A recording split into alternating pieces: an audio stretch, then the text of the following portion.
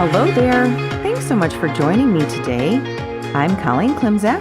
I'm an organizational and productivity coach and a certified professional organizer. I own Peace of Mind Professional Organizing, LLC. Since 2003, I've been helping my clients live better lives through organizing and organizational and productivity coaching. I support my clients and my community with coaching, in-person and virtual organizing, my weekly podcast called Your Organized Life with Colleen Klimczak, a free weekly virtual productivity session called Finish Line Friday, a free weekly email newsletter, and regular content on Facebook and Instagram. I also offer presentations and professional development to groups and companies.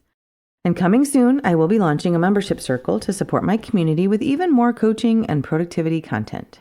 Want to finish strong this week? Join me for Finish Line Friday every Friday morning at 9 a.m. Central for a 2-hour productivity session. Drop me an email at colleen@peaceofmindpo.com to request my Zoom room link or follow the Zoom room link for Finish Line Friday on my Instagram or Facebook pages. Welcome to Your Organized Life, episode 121. I don't know about you, but I am feeling the stirrings of spring. I was recently a guest on the EP podcast, where we talked about spring cleaning. Thank you to my producer, Chris, for having me on. If you want to check out that episode, it dropped last Monday, March 4th. So when this episode and article are published, it will be mid-March. We will have celebrated St. Patrick's Day and celebrated my husband for his birthday. Happy birthday, honey. While I live in the Chicago area, and there's no telling if we will be feeling spring-like weather the day that you are hearing or reading this, the official first day of spring is Thursday, March 20th. So perhaps you are feeling stirrings of spring as well. Last week, Greg and I sat at the table and made a list of things that we wanted to do or buy for spring. Big things and little things, big projects and little projects. This week, I want to walk us through planning and projects. After asking a client some questions in a recent email, she said it became obvious that she needed to get organized about getting organized. I am paraphrasing here. I do love that idea, though, because it's true. We have to do the planning and then we have to do the work, and both are required for success. So here are the questions I ask my clients when they tell me they want to get organized, and the questions that I ask work for spring projects as well. First, I ask, what are your projects? And what is their priority order? Next, what are you willing to add in, like habits, or part with, like clutter, or in this case, time or money in exchange for products or services, to make these projects succeed? Next, why are these projects important to you? And finally, what's your deadline for these projects? So first, let's look at what are your projects and what is their priority order, which means it is time for the clipboard activity. If you have ever attended one of my classes like downsizing or clear the clutter, I always suggest we start by grabbing a clipboard. I talk about how everybody looks cooler holding a clipboard and how I always feel empowered holding a clipboard. But to be honest, an actual clipboard is not required. The clipboard represents the planning process. Write your notes in a clipboard or in a notebook or on your computer. Often with my clients, I'll take notes on my phone or iPad and then send them the notes in an outline form.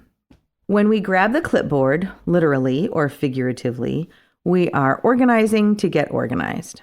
I won't suggest something I haven't tried, so here is what the clipboard activity looks like in my home. Identifying those big and small projects for spring.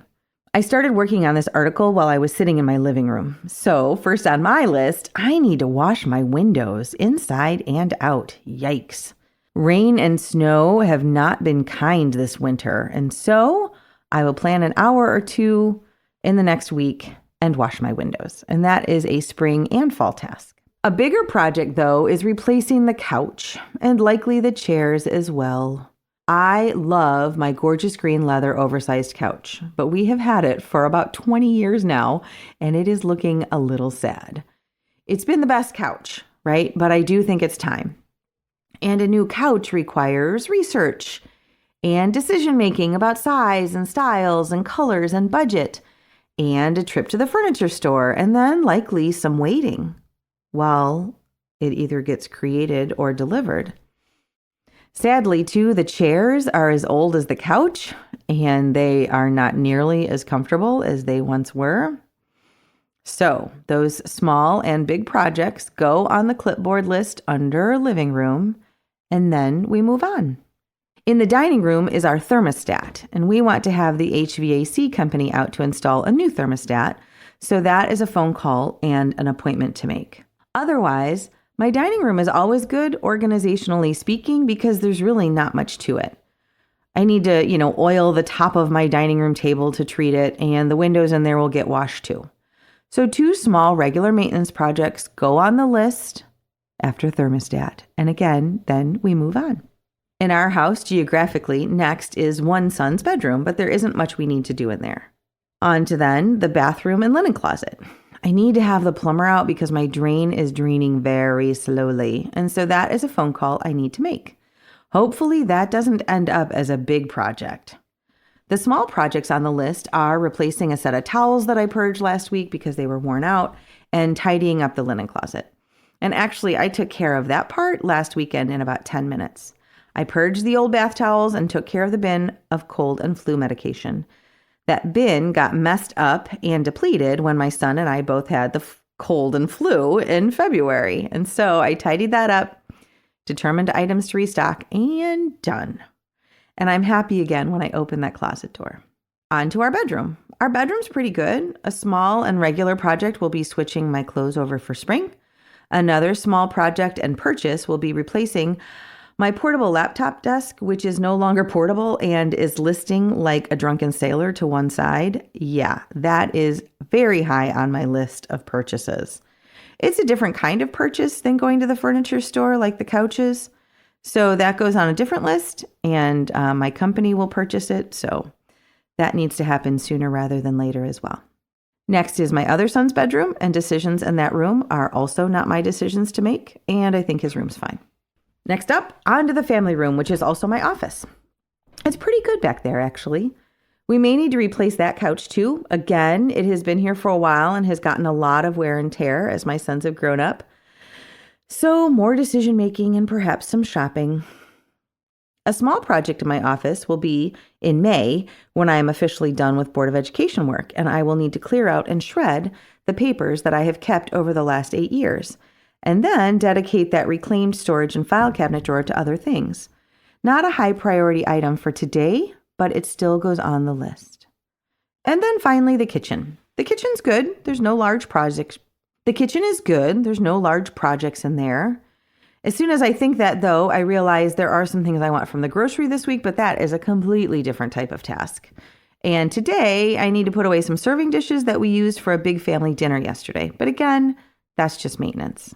Another example of a small project, a really small one, but now it's already complete, is that I bought forks. Yes, forks. So when all the dishes are clean and put away, we have a 9-piece setting of flatware. 9 each of knives, 2 sizes of spoons, and 2 sizes of forks. 9 of each, except for the big forks. We were down to 4. I have no idea what happened to them. And we've had that set for a long time as well. We tend to keep our stuff for a long time and take good care of it, which is great. But the fork thing was bugging me every day when I had to eat everything with a small fork. And it turns out you can buy just 4 or 6 forks in the same pattern, which is apparently very common from Oneida. Such a small and simple remedy for $20 and about 10 minutes of my time. And having that done makes me so happy. Next up, if we head outside, we want the HVAC folks to clean the AC unit too while they're there. And another large project I have in mind is new plantings in front of my house. I had the idea last spring, but I never got around to doing it, so my shrubs still look the same as they did for the last 15 years, only a little worse. I also love to think about what to put in my container garden, but that is more of an April question. Thanks for walking through my house with me. And the more important part is not what my big and small projects are, but it was me modeling the process, right? For you to learn the process, to apply it to your own home.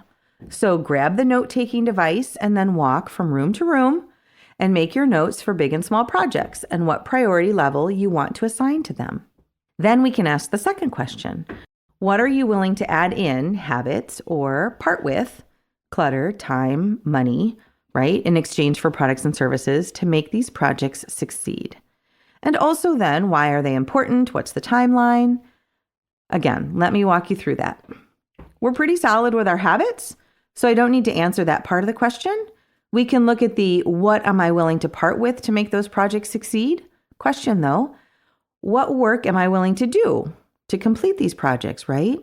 And this is typically where we get into the resources question. Planning means assessing our resources like time and money and know-how and supports like other people. I'm willing to do the actual physical work for most of these projects, of course, or the mental work if research and decision-making are required. And all of these larger projects have been considered for at least a few months. So we've considered who our experts are and also our parameters like the budget, at least vaguely, for the projects and purchases, like the couch or couches, and what that will likely be. And time frame? Yep, let's look at the calendar. Let's consider how long furniture takes to arrive these days. So, the last time we bought furniture, it was, a 6-week time frame, I think. But that was a very long time ago. What's typical now? I have no idea. So I need to find that out. I should probably call or text my plumber today. He's awesome, and knowing him, he'll offer to come out and check things right away. But I really just want to get him on the schedule. This is not a, crisis or an emergency. It can be a few weeks. The HVAC company is a Greg phone call because he knows what he's looking for. But again, sooner rather than later, and we want to get those things on the calendar. And as I was writing this list, I realized I need to ask my family member about their friend who may be able to help with the landscaping. So that is another text for today or this week. And then finally, the doing. Planning and doing, right? Or were you hoping I would forget about that part? I will not, and neither can you. Planning is great. Seriously, I love planning. But we also must commit to the doing. Or my windows will stay dirty. I will never have enough forks. My shower will still drain too slowly. And my shrubbery will still look sad and tired. So the magic is in the doing. I will make the calls this week and get the appointments on the calendar. We will start the conversations about couches and chairs. I will order the adjustable rolling laptop desk to replace the sad one that I currently have and the new white bath towels. And if the weather stays pleasant, I will carve out an hour or two for washing my windows. And I will appreciate eating with a full-sized fork and acknowledge the benefits that come from having an idea and then acting on it. Happy spring. Support around getting things done is what productivity coaching is all about. If it's time to invest in yourself and explore coaching for organizing and productivity, I would love to hear from you. Drop me a line via email at colleen@peaceofmindpo.com or message me through my social media platforms like Facebook, Instagram, or LinkedIn. Thanks so much, and I will talk to you next week.